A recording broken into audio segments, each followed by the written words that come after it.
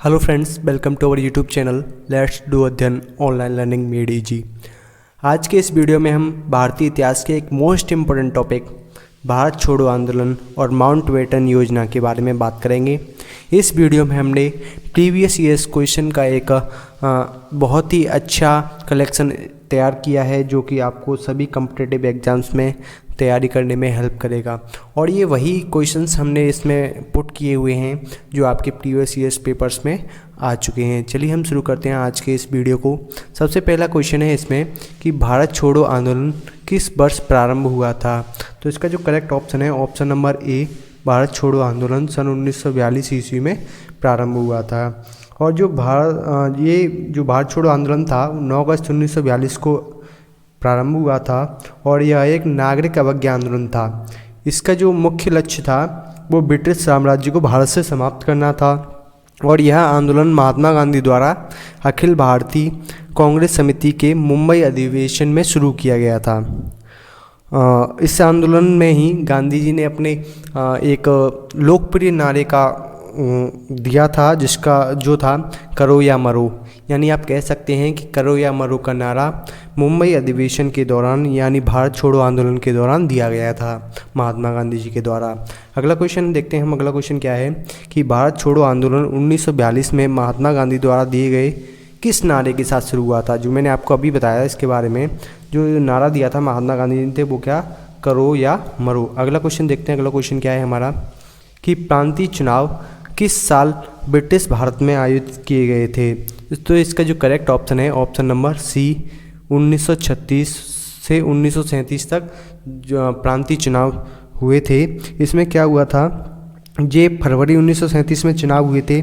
इसमें कुल 11 में से 5 प्रांतों जैसे मद्रास, बिहार, उड़ीसा, मध्य प्रांत और संयुक्त प्रांत में कांग्रेस को पूर्ण बहुमत मिला, बल्कि जो सिंध था, उत्तर पश्चिम सीमा प्रांत था और असम था, इसमें जो मिली जुली सरकार बनाई कांग्रेस ने।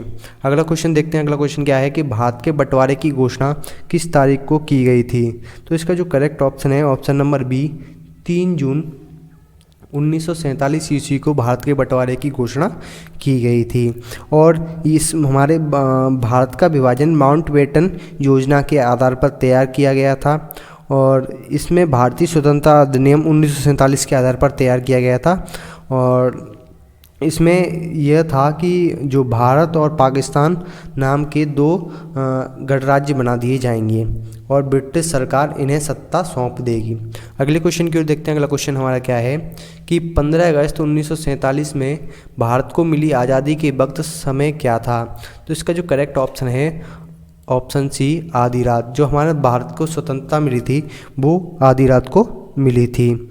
और भारत के प्रथम प्रधानमंत्री पंडित जवाहरलाल नेहरू ने आज़ादी की पूर्व संध्या पर संविधान सभा और भारतीय राष्ट्र को संबोधित करते हुए ट्रिस्ट विद डेस्टिनी नाम के एक अपने अविस्मरणीय भाषण के समय का उल्लेख किया है। अगला क्वेश्चन देखते हैं कि ब्रिटिश सरकार भारत को कब स्वतंत्रता देने के लिए सहमत हुई थी। इसका जो करेक्ट ऑप्शन है ऑप्शन नंबर सी, सन 1946 ईस्वी में ब्रिटिश सरकार भारत को स्वतंत्रता देने के लिए राजी हुई थी।